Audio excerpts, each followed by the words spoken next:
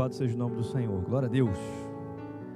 A graça e a paz de nosso Senhor e Salvador Jesus Cristo, que nesta manhã possamos todos juntos sermos alimentados pela palavra poderosa de Cristo Jesus. Deixar o aviso para a igreja, nunca é demais. Nossa escola bíblica dominical está sendo aos domingos pela manhã, às 10 horas da manhã, e em ato contínuo, às 11 horas, a EBD Kids, a escola bíblica das nossas crianças. Então, incentivem seus filhos a aprenderem a palavra de Deus. É importantíssimo, é fundamental para o nosso crescimento espiritual. E assim, também a vocês que estão nos assistindo, estão sendo edificados pela palavra, pelas nossas transmissões. Não se esqueçam de se inscrever no nosso canal do YouTube, MAC, Ministério Adoradores de Cristo, Igreja Evangélica Pedras Vivas do Altar de Deus. Bom, nós vamos trazer um estudo da palavra hoje para a igreja, e esta palavra hoje, ela é importantíssima para o conceito que Deus tem sobre o corpo de Cristo, sobre um funcionamento do corpo de Cristo, sobre a propagação do reino de Deus. E é fundamental que estejamos alinhados com a palavra. A mensagem que nós trouxemos na quinta-feira passada, a nossa mente precisa estar alinhada e atualizada com o conhecimento da verdade de Cristo, com a sua palavra. O maior campo de batalha que travamos é na nossa mente. Então, nosso entendimento, nossa mente precisam estar alinhados com a palavra de Deus. Então, o tema do estudo hoje para a igreja é contribuindo para o crescimento do reino de Deus. Contribuindo para o crescimento do reino de Deus. A palavra do Senhor fala que de Deus somos cooperadores. E essa palavra cooperadores no original do grego é sinergia. São duas pessoas, dois indivíduos cooperando simultaneamente, concordando simultaneamente para alcançar um propósito, para alcançar um mesmo objetivo. Então, como cooperadores que todos nós somos de Cristo, nós temos o Espírito de Deus vive em nós, o Espírito de Cristo vive em nós, e este Espírito de Deus, este Espírito de Cristo, Espírito Santo poderoso, ele o tempo todo nos instrui, nos ensina, ele nos exorta, e ele o tempo todo vai nos fazer viver a palavra de Deus. Ele vai interceder por nós, nos ajudando nas nossas fraquezas, para que possamos alcançar o propósito de Deus, para que possamos alcançar o objetivo que Deus instituiu para nós como cristãos, como filhos amados de Deus que somos. Então, o Espírito Santo em nós, e nós, duas pessoas, dois indivíduos, trabalhando juntos, cooperando juntos, para alcançarmos um mesmo objetivo, sinergia. Então, nós temos que estar trabalhando com o Espírito Santo trabalhando em nós, nos fazendo viver a vontade de Deus. Nós também precisamos colaborar, contribuir, cooperar com o Espírito Santo, para que estejamos alinhados com aquilo que Deus quer para a nossa vida. Então, jamais Deus irá fazer ou conseguir realizar algo na nossa vida se nós não estivermos de acordo. Nós temos que estar de acordo com aquilo que Deus deseja para nós. Feito esta pequena introdução, para que entendamos que nós precisamos contribuir, cooperar com o Espírito Santo que está dentro de nós, usando a palavra do Senhor, trabalhando a palavra de Deus, trabalhando a vontade de Deus em nós. Temos que verdadeiramente contribuir com o desejo de Deus, com o desejo do Espírito Santo em nossas vidas, para que alcancemos, para que experimentemos a boa, agradável e perfeita vontade de Deus na nossa vida. Então, o texto base para o estudo hoje, quando tiver meia hora de estudo, por favor, me avisem. E quando estiver faltando 10 minutos, também me avisem. São 50 minutos de aula, para que não venhamos a atravessar a aula das crianças. Então, o texto base é 1 Coríntios 15, 58, e diz assim a palavra de Deus: Portanto, meus amados irmãos, sejam firmes, inabaláveis e sempre abundantes na obra do Senhor, sabendo que no Senhor o trabalho de vocês não é vão. Esse texto é dirigido a todo cristão, a todo filho de Deus, a todo aquele que é lavado, remido no sangue do Cordeiro, aquele que é salvo. Então, meus amados irmãos, sejam firmes, inabaláveis, sempre abundantes na obra do Senhor, sabendo que no Senhor o trabalho de vocês não é vão. O que podemos concluir de um texto tão claro da palavra de Deus, esse texto especificamente, o que podemos extrair de uma ideia geral é que não há, de maneira alguma, trabalho na obra, não há evangelho, não há cristianismo, se não houver da nossa parte, cristãos, o desejo de trabalhar, o desejo de abundar na obra do Senhor, de sermos abundantes na obra de Deus.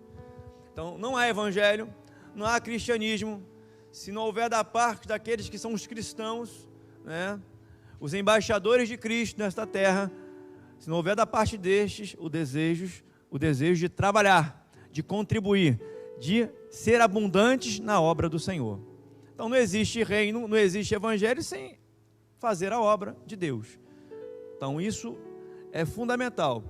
Há uma determinação, uma ordem do Senhor.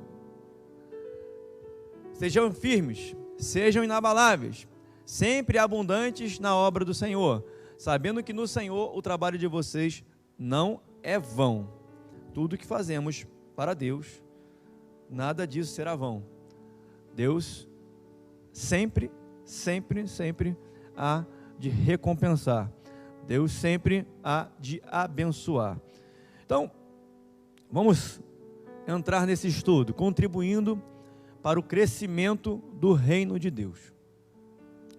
Precisamos desenvolver uma mentalidade de contribuir para o reino. Nós temos que desmistificar, desconstruir alguns conceitos errados que muitos de nós aprendemos ao longo da nossa vida, da nossa caminhada. Então, a mentalidade que temos que desenvolver é uma mentalidade de contribuir para o reino de Deus. Cada um recebeu um dom, uma unção de Deus. Irmão, a unção de Deus, o dom de Deus, não é para pessoas especiais, não é para um grupo de pessoas específicas, é um grupo específico de pessoas, não é para alguém que tem uma capacidade a mais do que os outros, não é para alguém que estudou mais, ou que tem um intelecto melhor, maior, mais aperfeiçoado que os outros, não. O dom do Espírito Santo, a unção de Deus é dada a todo aquele que recebeu Cristo e que é templo do seu Espírito Santo. Todos aqueles que receberam a Cristo, que creram em Jesus Cristo, que abriram seus corações, em que o Espírito Santo passou a habitar na vida destes, todos estes receberam de Deus unção, receberam de Deus, dom, porque o dom, a unção, vem de Deus, ela é gerada, produzida pelo Espírito Santo de Deus em nós, tá bom? Então, o dom, a unção, ela não vem de homens, ela não vem de instituições, ela não vem de uma igreja. O dom de Deus, a unção de Deus, vem de Deus, é de Deus, é peculiar, particular de Deus, é gerada em nós pelo Espírito Santo, pelo poder de Deus, que é o Espírito Santo de Deus em nós, na nossa vida. Então, cada um de nós temos dom, unção de Deus. O desafio é você descobrir que unção de Deus é manifesta na sua vida ou será manifesta na sua vida. Que dom é esse? Qual dos dons que Deus te deu? Mas vamos prosseguir. Mas o importante é você entender: todo mundo tem dom, todo mundo tem unção de Deus. E todo mundo foi chamado para contribuir para o reino de Deus. Todos. De igual forma, de igual importância. 1 Coríntios, capítulo 14, verso 26... está projetado para vocês aí também, diz assim: Que fareis, pois, irmãos, quando vos ajuntais? Cada um de vocês, cada um de vós, tem salmo, tem doutrina, tem revelação, tem língua, tem interpretação. Faça-se tudo para edificação do corpo de Cristo. Cada um tem. Então, Paulo está explicando que o corpo de Cristo é a junção, é a união de todos os seus membros. E que nesta união, nessa junção de todos os seus membros do corpo de Cristo, cada membro, cada um deste corpo de Cristo, cada um tem salmo, tem doutrina, tem interpretação, tem revelação. Cada um tem de Deus um dom, uma unção. E tudo isso que nós recebemos de Deus no corpo de Cristo precisa ser feito para a edificação do corpo de Cristo. Não é para a nossa edificação pessoal, a nossa promoção pessoal, a nossa exaltação, não. É para edificar o corpo de Cristo.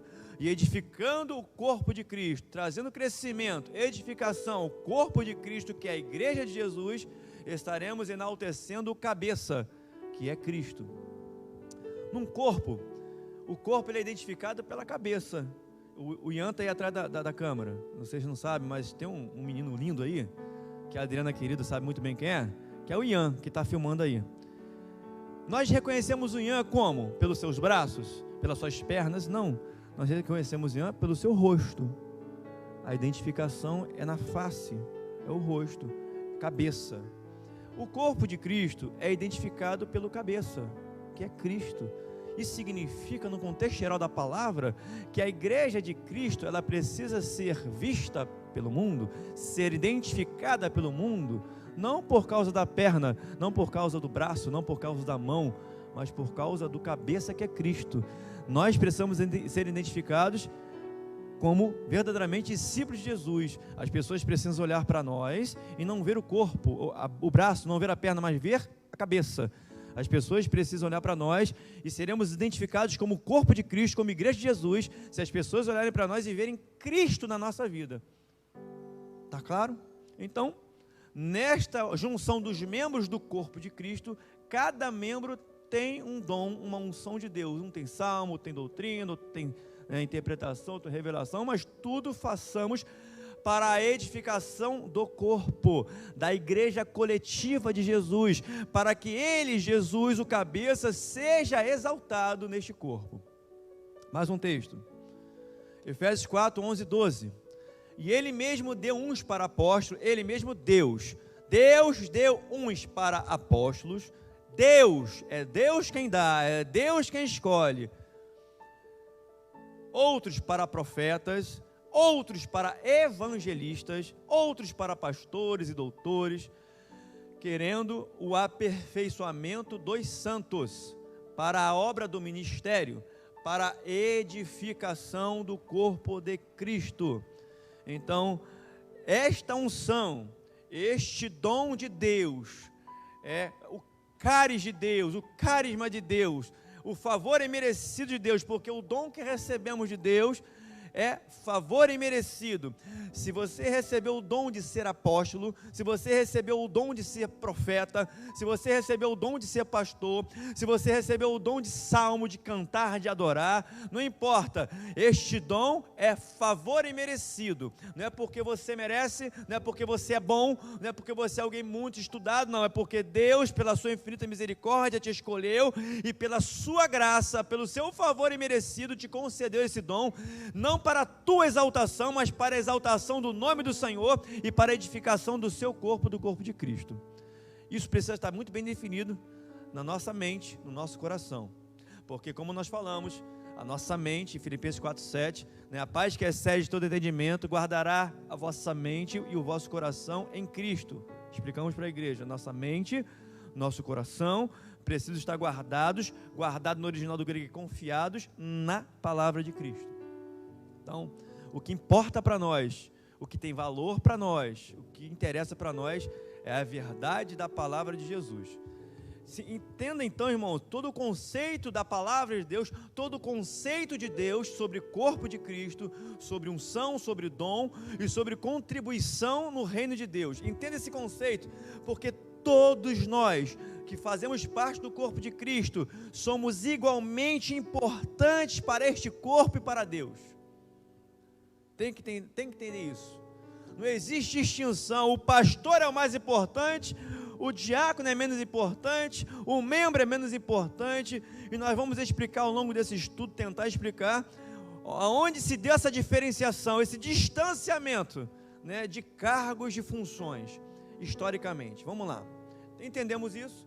Que tudo que fazemos é para a edificação do corpo de Cristo, para a glória de Deus, e tudo que fazemos é porque recebemos de Deus o dom, a unção. Estamos desenvolvendo uma mentalidade de contribuir para o reino de Deus. Cada um recebeu a unção, o dom de Deus. Outro texto para nós, Efésios 4, 15 a 16. Antes, seguindo a verdade em amor, cresçamos em tudo naquele que é a cabeça, Cristo. Dele todo o corpo ajustado e unido pelo auxílio de todas as juntas. Eu botei em outra cor ali, grafei ali para vocês, né? Unidos pelo auxílio, o corpo unido pelo auxílio de todas as juntas. Auxílio de todas as juntas. O corpo de Cristo jamais será edificado da maneira que Deus quer e deseja, se não houver o auxílio, a contribuição de todas as juntas deste corpo. Cresce e edifica-se a si mesmo em amor, na medida em que cada parte realiza a sua função. Olha que coisa linda. O corpo de Cristo é edificado, o nome do Senhor é glorificado, o cabeça, Jesus, é exaltado, à medida que cada parte deste corpo realiza a sua função. Qual é a minha função neste corpo de Cristo? Eu falo aqui em particular para a nossa igreja. Temos muitos trabalhos, muitos ministérios, muitos serviços, temos muitas, né, funções a serem desempenhadas. Nós temos o Ministério das Crianças, e nesse Ministério dos Kids existe muito trabalho, muita coisa. Nós temos Ministério de Ensino, e nesse Ministério de Ensino é muito trabalho, é muita coisa, são muitas funções dentro desse ministério, né, das pessoas que buscam, né, a palavra, buscam estudo, buscam conhecimento, e para montar estudos, transmitir isso, seja para a igreja, né, adulta, seja para a igreja adolescente, crianças, né, há muito trabalho. Muito trabalho. Existem os irmãos que são fundamentais para que o culto funcione. Nós temos o irmão Ian agora, que faz parte da equipe de mídia, responsável pela equipe de mídia, que está aí atrás da câmera, né, nos ajudando, transmitindo aqui, nos filmando. Temos irmãos lá atrás, lá em cima, na equipe de mídia também, né, com som, o nosso ali trabalhando para que o som funcione da melhor forma possível para você, para que você possa, né, ouvir bem o estudo da palavra de Deus. Temos a nossa irmã Camila, que está lá atrás do notebook, que está ali, né, transmitindo, projetando tudo que está sendo projetado na tela para vocês. Então, existe uma equipe, pessoas que nos recebem ali para lá limpar, higienizar nossa mão, medir nossa temperatura, e por aí vai. Existe uma equipe, uma estrutura toda montada de vidas, de irmãos, de juntas, de parte do corpo de Cristo, que unidos trabalham em prol do corpo, para a edificação do corpo. Pessoas que nem aparecem, né, porque só quem aparece é quem está no púlpito, que está pregando, está ministrando, e parece, né, às vezes nós temos a falsa impressão, ideia de que é esses que são importantes para o corpo. Todos somos importantes, todos somos igualmente importantes, e isso precisa estar muito bem definido na nossa mente, no nosso coração. Não é só quem prega que é importante, não é só quem está cantando que é importante, meu irmão.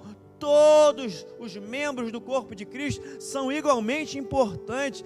Agora, o problema é a cultura que vai sendo gerada ao longo dos anos, né? A cultura que vai sendo implantada ao longo das gerações. Esse que é o problema, onde a cultura cristã hoje, importada do Império Romano, eu vou explicar isso mais na frente, mas ela entende, as pessoas acham que só é importante, só tem valor, né, só é abençoado, né, quem está aqui, ou quem tem o título de diácono, de pastor, de presbítero, seja lá o que for.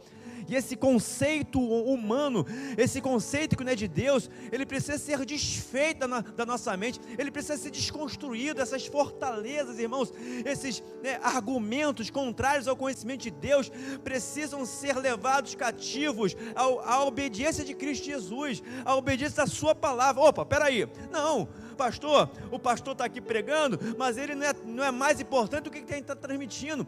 Quantas e quantas vezes pessoas que estão aqui no culto, até no culto de oração, e a gente está pregando a palavra, e pessoas estão sendo usadas por Deus para falar ao coração, para orar, e pessoas são libertas na oração. Meus irmãos, são coisas que Deus vai fazendo no corpo de Cristo, porque todos nós temos a importância, né, para a edificação desse corpo. Todos nós temos unção. A unção de pastor não é maior do que a unção de apóstolo. A unção de apóstolo não é maior que a unção de profeta. Não é maior que a unção que tem salmo. A unção de Deus é de Deus, e ela é igualmente importante para a edificação do corpo de Cristo. A grande questão, o grande mistério é que essas unções precisam ser trabalhadas em conjunto, unidas, para que o corpo de Cristo seja verdadeiramente edificado e para que Jesus seja exaltado. Então, cada parte realiza sua função. E aqui nesta igreja, neste corpo de Cristo, muitas funções estão aí. Tem irmãos que estão limpando a igreja. Vem, arruma, limpa a igreja, né? Tem irmãos que trabalham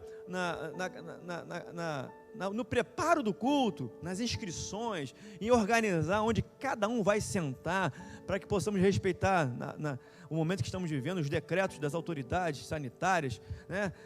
Tudo organizadinho. Pessoas que dormem tarde, que se dedicam, pessoas que estão aqui, como eu falei no domingo passado, né? Pessoas que estão aqui trabalhando em prol da igreja. Alguém muitas vezes pode passar mal, vai lá o irmão, uma irmã, né? Pega, vamos orar com ela, cuida, vê se está tudo bem, tem uma equipe de enfermagem trabalhando. Ou seja, é muita gente, é muito membro, né? São muitas juntas trabalhando em prol da edificação do corpo de Cristo. Todos somos igualmente importantes.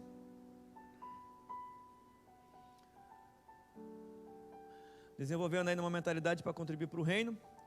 Cada um recebeu um dom, uma unção de Deus. 2 Coríntios 8:12 fala assim: porque se há prontidão, outras traduções, se há prontidão de vontade, a contribuição é aceitável, de acordo com aquilo que alguém tem e não de acordo com o que não tem. Isso não diz respeito apenas à questão financeira, né, a questão de bens materiais, de ofertas, né, materiais para contribuir para o corpo. Não é só isso. A palavra ela é ampla. Quando falamos de prontidão de vontade, de contribuição, é em todos os aspectos, né? É aceitável.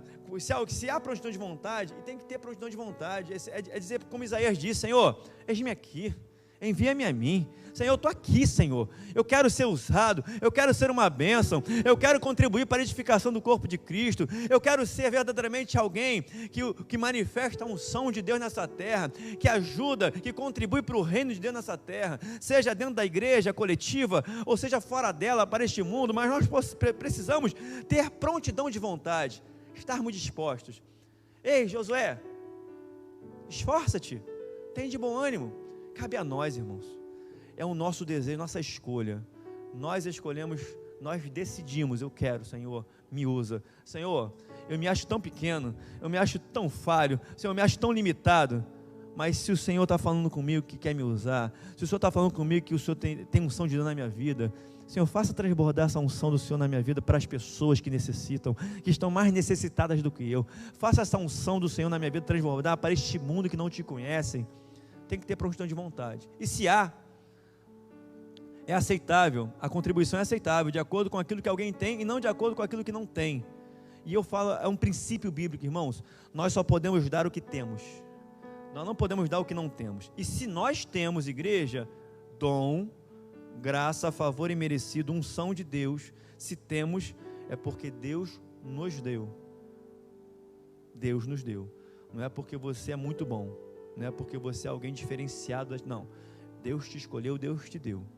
E você vai ver ao longo da história da palavra do Senhor que Deus escolheu os mais rejeitados, os pescadores humildes, Pedro e João, que não sabiam nem falar direito, né? Que não tinham estudos, mas foram esses que Deus escolheu, Jesus escolheu, e encheu eles do poder, encheu eles de unção, e o evangelho, o reino de Deus foi propagado através de pessoas humildes, simples, mas que se colocaram à disposição do reino de Deus. Eis-me aqui, Senhor, eis-me aqui.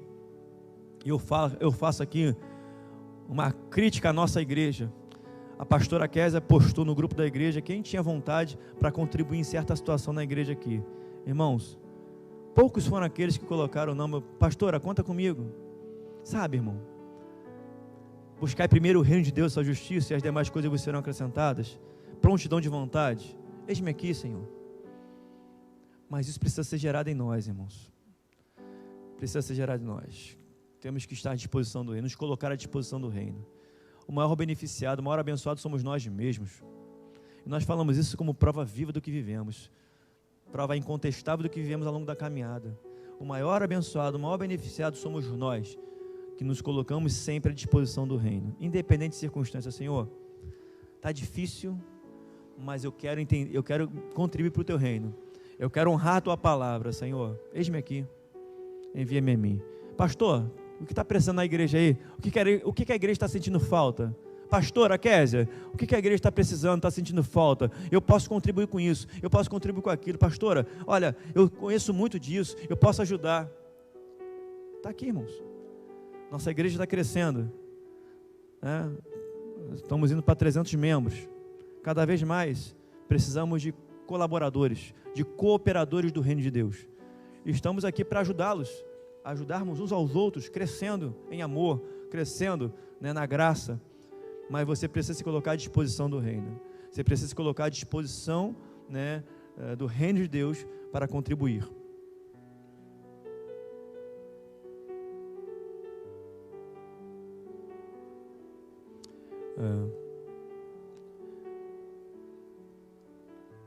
Evangelho de Cristo versus clero da Igreja Romana. Então isso, vamos entender o que diz respeito a esse slide aí, Evangelho de Cristo versus clero da Igreja Romana. Eu preciso fazer uma explicação histórica para você, para que entendamos a cultura que nós importamos, que as gerações foram importando até os nossos dias, desse distanciamento, né, deste alto privilégio dado a certas funções ou cargos eclesiásticos dentro de instituições chamadas igreja, né? O poder excessivo que é dado a essas pessoas, essas funções. Vamos ver que ao longo da história isso foi sendo importado, isso não é de agora.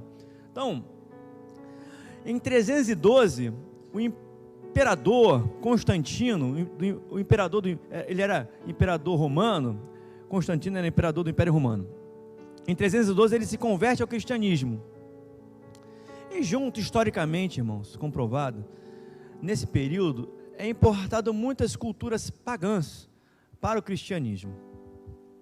E uma dessas culturas que o cristianismo importou e que foi aperfeiçoado pela Igreja Romana é o tal do clero. O clero, né, ele era composto pelas mais altas autoridades religiosas. Existia o alto clero e o baixo clero. O alto clero eram os arcebispos, os bispos, o papa, as autoridades mais altas, né, as maiores. E também os sacerdotes de famílias ricas faziam parte do alto clero. O baixo clero eram as autoridades religiosas, né, eram os sacerdotes e diáconos, principalmente os sacerdotes de famílias pobres. Eles eram compostos do baixo clero. O que acontece é que este alto clero, ele detinha uma influência, um poder, não só religioso, mas também político, muito grande sobre a sociedade. Então, na época do feudalismo, da Idade Média, existia, né, os nobres, a nobreza, existia o clero, que eram as autoridades religiosas, e o povo que servia a essas duas classes. Então, entende uma coisa, a igreja, o clero, especificamente o alto clero, fizeram alianças com a nobreza, se alinharam, ou se aliançaram, melhor dizendo. Mas esta aliança, ela tinha conotação, ela tinha o intuito, né, o propósito político e de poder, e de manter poder sobre o povo. Aí, nós vamos ver que as pessoas, né, e assim eles pregavam, assim eles se intitulavam, que o alto clero, eles eram os sagrados, os consagrados a Deus, e é eles que detinham o conhecimento da verdade, eles que detinham a unção para falar da parte de Deus, somente eles. O povo, que eram os leigos, eles apenas eram ouvintes e cumpridores das vontades ou das ordens ou das orientações que emanavam do alto clero, do poder religioso. Olha só, olha o distanciamento. Era tão forte no Império Romano que o clero, né, as pessoas, elas tinham que se levantar quando o clero entrava no recinto, quando uma autoridade, né, uma alta autoridade política religiosa entrava no recinto, as pessoas se levantavam, se colocavam de pé para receber aquela autoridade. Olha o distanciamento. Eu sou parte do povo, sou leigo, então aquele que é clero, do alto clero, da igreja, o poder religioso, é ele que detém o poder religioso, é ele que é a voz de Deus, é ele que detém o conhecimento da verdade, é ele que é o consagrado, é ele que tem a unção para aquilo, e eu não tenho. Eu tenho que obedecer e cumprir as ordens e as orientações que emanam deles. O distanciamento foi enorme do povo para estas autoridades religiosas. Dentro disso, o período da história que foi muito triste é que esta aliança política entre a nobreza e o alto clero tinha um intuito não só religioso, mas também político, porque usando da autoridade religiosa que o alto clero tinha sobre o povo, a nobreza se beneficiava disso, com esta aliança, né? Das guerras santas, de mandarem destruir judeus e tantas outras pessoas que eram, né, uma ameaça para a nobreza, e vice-versa. As ameaças também para o clero, para a igreja, né? Aqueles que não concordavam com as doutrinas da igreja romana, aqueles que não concordavam com os dogmas da igreja, eles eram considerados hereges, porque eles na verdade eram uma ameaça para a igreja, uma ameaça ao poder que a igreja exercia sobre o povo, que o alto clero exercia sobre o povo. Então, em nome de Deus, mandavam matar, mandavam lançar nas fogueiras, mandavam torturar. O período da Inquisição foi isso. As pessoas eram lançadas nas fogueiras, os hereges, as pessoas eram torturadas por não professarem ou não concordarem com os dogmas da igreja, as doutrinas da igreja. E em nome de Deus, torturavam, prendiam, matavam, em praça pública, lançavam nas fogueiras. Olha que absurdo. Então, irmãos, essa cultura do clero versus o evangelho de Cristo, né? Porque a palavra de Deus, ela é totalmente contrária a isso. Mas essa cultura clérica, do clero, ela foi importada do paganismo, do Império Romano, e a igreja, ela aperfeiçoou para o mal isso, porque ela, em nome de Deus, mandava matar, mandava torturar aqueles que discordavam das suas doutrinas, ou não respeitavam as suas doutrinas. Houve matanças, derramamento de sangue, mas assim, absurdos, foi algo terrível. Joana d'Arc é uma famosa, né, francesa, uma guerreira, que foi dita, considerada, né, pelo tribunal da Inquisição, porque o tribunal da Inquisição, ele era composto pelo alto clero, era o tribunal do Santo Ofício, é a Inquisição ou o tribunal do Santo Ofício. Quem mandava matar, quem dizia que tinha que morrer, era o alto clero. Manda matar em nome de Deus, mas na verdade era em nome, né, do seu poder, era para manter o poder que eles tinham sobre a população, sobre a sociedade, era não perder o poder. E essa cultura, ela vem até os nossos dias, irmãos. O distanciamento, olha só como é diabólico, porque isso nada tem a ver com a palavra de Deus, isso nada tem amparo na palavra de Deus. Esse distanciamento de pessoas que se dizem apóstolos, bispos, sei lá, presbíteros, pastores, o distanciamento dessas pessoas para o restante da congregação. Olha o distanciamento, como se eles fossem realmente a mais alta autoridade na igreja, e que somente eles, o que eles ditarem, o que eles falarem, é regra.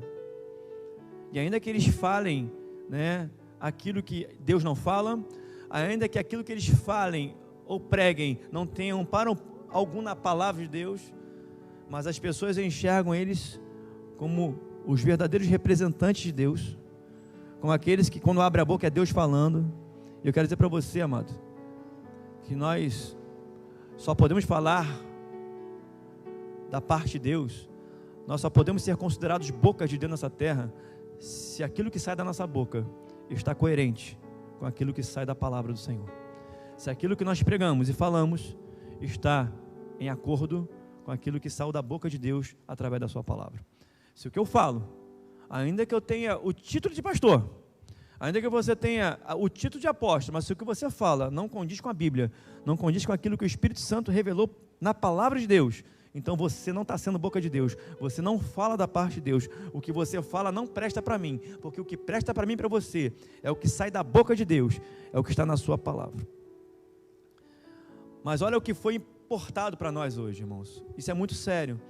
E olha que ainda nos nossos dias, pessoas são excomungadas, pessoas são humilhadas, pessoas são destruídas a sua imagem, né, por instituições, por alto clero, que falam, que se colocam como boca de Deus, que são representantes de Deus, e que são os únicos representantes de Deus na terra, e que se alguém contrariar seus dogmas, suas doutrinas, ainda que seus dogmas e doutrinas não tenham nada a ver com a Bíblia, estejam completamente fora da Bíblia, mas se a gente contrariar, se você contrariar, eles te excomungam. Só não sei se pode, hoje não pode mandar matar, né? Mas se pudesse, mandavam te matar. Então é muito triste isso, porque o evangelho nada tem a ver com isso. Deus não nos ensinou isso, Jesus não instituiu isso para nós. Então, é uma cultura que ainda vivemos nos nossos dias, tá? Pessoas que são expulsas da igreja, pessoas que ou saem da igreja e são amaldiçoadas da igreja que saem. Isso não é evangelho, isso não é ser boca de Deus, isso não é o Espírito Santo, isso nada tem a ver com o evangelho de Cristo, nada tem a ver com a verdade da palavra do Senhor. Isso é boca de Satanás, isso é qualquer coisa menos o Espírito Santo de Deus, isso é qualquer coisa menos Deus falando. Deus não está nisso. Deus é amor, Deus é graça, Deus é misericórdia. Deus ama você o tempo todo. Deus quer te perdoar, Deus quer te levar ao arrependimento, Deus quer te mostrar e apontar a verdade da sua palavra, e é a verdade que devemos seguir, que é Cristo. Então, o que aconteceu ao longo da história do alto clero é que começou a haver racha, dissensão neles mesmos, por causa de corrupção. O envolvimento político foi forte, o poder, a busca de poder se intensificou, né? A perseguição se intensificaram, as perseguições, e aí começou essa corrupção, essa dissensão, essas divisões a aparecer, começaram a aparecer para o povo. Aí chegou na reforma protestante no século XVI, né? Martim Lutero e tantos outros. Veio a reforma protestante por causa da corrupção que foi sendo generalizada no meio do clero. Então, vamos lá. Se só faltam 10 minutos, eu não vou conseguir terminar o estudo hoje. Eu não tenho como passar isso aqui e sair passando, né? Vou ter que explicar para você, né? É impossível falar rápido sem você não entender. Então, Davi era um homem segundo o coração de Deus. Nós precisamos desenvolver uma mentalidade de contribuir para o reino de Deus. Davi, em 1 Samuel, primeiro livro de Samuel, capítulo 23, nós vamos ver que Davi, ele se coloca à disposição para enfrentar os filisteus e defender os moradores da cidade de Keila. Só que Davi não tinha nada a ver com essa guerra. O problema é que Davi era um homem segundo o coração de Deus. Não um problema, né? A bênção. Davi era um homem segundo o coração de Deus, e ele vai consultar ao Senhor se era para ir defender a cidade de Keila contra os filisteus. E Deus falou que era para Davi ir defender com seus homens, seus guerreiros. Só que Davi estava vivendo um momento muito difícil. Davi estava sendo perseguido, ele e seus homens, seu exército, né, seus guerreiros, estavam sendo perseguidos por Saul e por todo o exército de Saul de Israel. Então eles sofriam ameaças de morte. E os guerreiros de Davi, os homens de Davi, estavam com medo de se expor, ou de se exporem diante dos filisteus na cidade de Keila, porque eles estavam fugindo de Saul. Saul queria matá-los. Mas como Deus disse para Davi que era para ele ir defender a cidade de Keila contra os filisteus, Davi prontamente obedeceu ao Senhor. Aí vamos lá. O que Davi tinha a ver com esse problema? Davi não tinha problemas pessoais suficientes para arrumar mais problema? Era desejo de Deus Davi ajudar Keila? Como eu já disse, era. Davi recebeu algo em troca por ajudar o povo de Keila? Honra, bens, gratidão. Nós vamos ver a resposta dessas perguntas.